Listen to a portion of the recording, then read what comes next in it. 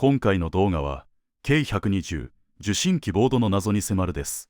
K120 受信機ボードを搭載した K110 を飛ばしてみたら、ものすごく違和感があり、調べてみたらわかりました。どんな違和感かというと、全然パワー感がないのです。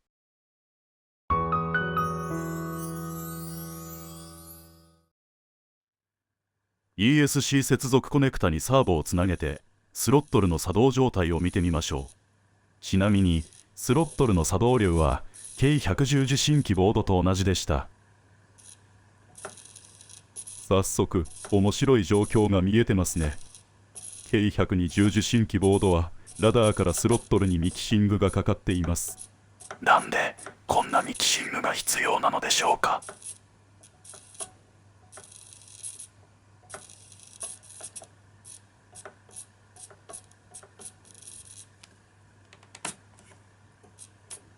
アイドルアップオンでもミキシングがかかっています。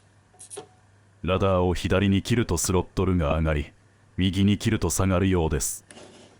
つまり、右ピルエット派の人はスロットルが全開にならないということでしょうか。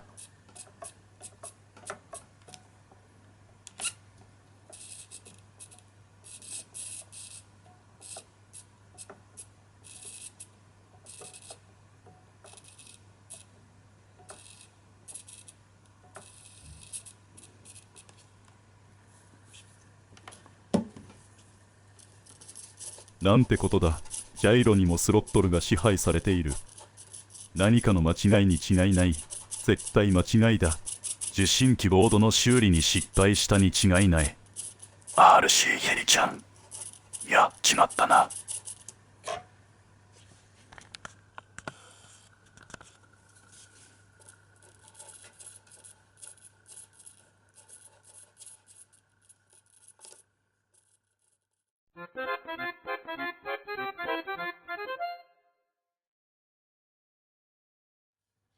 やっちまった可能性が高いので、正常な K120 受信機ボードをシンクロさせて作動テストしました。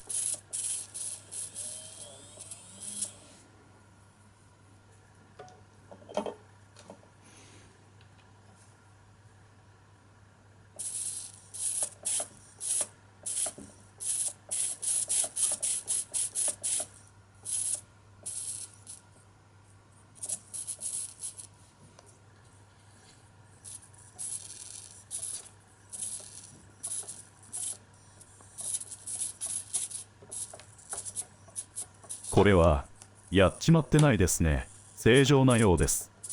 しかし、このスロットル制御は何のためでしょうか。単純に考えると、右ピルエット派を犠牲にして、左ピルエット派のための反トルク制御かも。メインローターの反トルクを利用して、テールモーター式ラダーの弱点だった、左ピルエットの反応を良くするための制御なのでしょうか。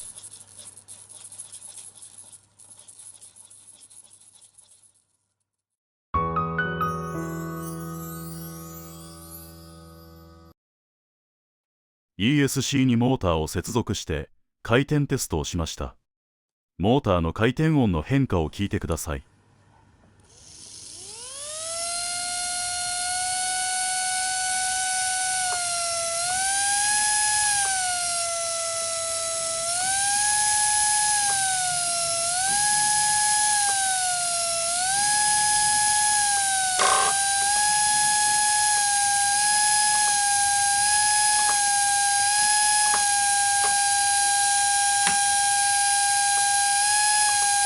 アイドルアップに入れてもスロットルが全開になりませんね。これが原因でパワーがない感じがしたんですよ。2セルならパワーが有り余ってるので気にならなかったのですが、1セルに使うと顕著にパワーダウンがわかります。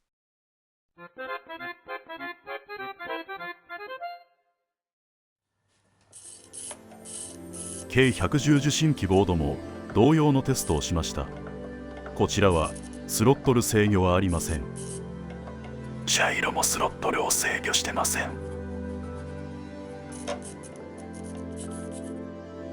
この機体は K120 に T-REX150 MRS 受信機ボードを搭載したものです。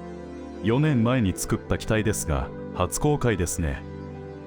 この機体 K120 と同じモーターとバッテリーを使ってますが、パワーが K120 よりはるかにあるんです。